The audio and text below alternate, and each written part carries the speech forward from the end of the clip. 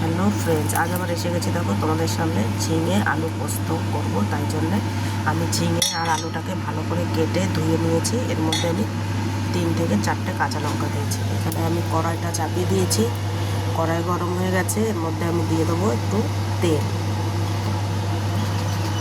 তেলটা গরম হলে তেলটা গরম হয়ে গেছে, আমি এর মধ্যে সামান্য একটু কালো জিরে দিয়ে দেবো। কালো জিরেটা ভাজা হয়ে গেছে, এর মধ্যে আমি ঝিঙে আর আলুটাকে দিয়ে দেবো। দেখো আমি ঝিঙে আলুটাকে সব দিয়ে দিয়েছি। এবার এটাকে এভাবে ভাজা হতে দেবো,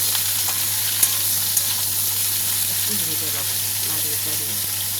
তো দেখো এখানে আমি নিয়ে নিয়েছি কিছুটা পোস্ত, আমি এটাকে শিলে বেটে নেবো। তো দেখো আমি এটাকে এবার জল দিয়ে এইভাবে নাড়িয়ে চাড়িয়ে নেবো।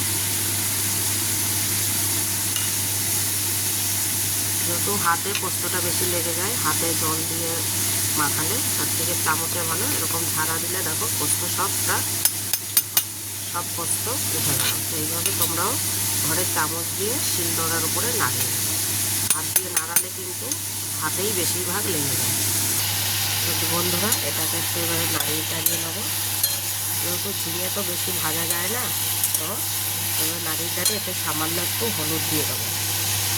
যেহেতু পোস্ততে বেশি হলুদ দিলে পোস্তর টেস্টটা নষ্ট হয়ে যায়, তাই আমি সামান্য অল্প হলুদ দিয়ে এটাকে এভাবে নাড়িয়ে চাড়িয়ে দেবো।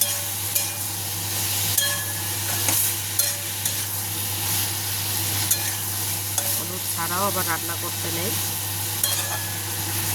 সামান্য একটু হলুদ দিয়ে এটাকে নাড়িয়ে চাড়িয়ে এভাবে আর একটু ভেজে দেবো। তো দেখো বন্ধুরা এটা আমার ভাজাটা হয়ে গেছে। এবার আমি এতে দিয়ে দেবো স্বাদ মতো লবণ, পরিমাণ আন্দাজে। দেখো তরকারিটা তোমাদের যতটা হবে সেই আন্দাজে কিন্তু তোমাদের লবণটাও হবে। আর দিয়ে দেবো সামান্য একটু জিরের গুঁড়ো।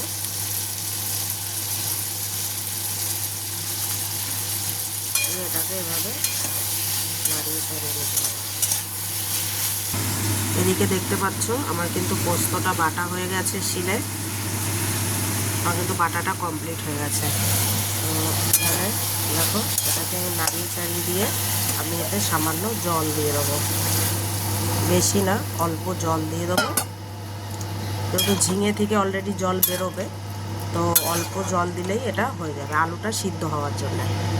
এবার আমি এটাকে ঢাকনা চাপা দিয়ে দেবো। দেখো বন্ধুরা আমি ঢাকনাটা খুলে দিয়েছি। এবার দেখি আলুটা, দেখো আলুটা সিদ্ধ হয়ে গেছে। এবার এতে পোস্তটা আমি দিয়ে দেবো। এখানে যে পোস্তটা আমি বেটে রেখেছি ওটা আমি দিয়ে দেবো। দেখো বন্ধুরা আমি কিন্তু পোস্তটা সব দিয়ে দিয়েছি। এবার এটাকে এভাবে মিলিয়ে নেব।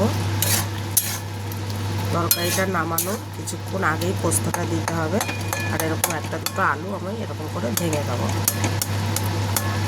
কেননা পোস্তটা দিয়ে বেশিক্ষণ করা যাবে না, মানে ফোটানো যাবে না, তাহলে পোস্তর স্বাদটা নষ্ট হয়ে যায়। এটা সামান্য একটুখানি ফুটিয়ে নেব।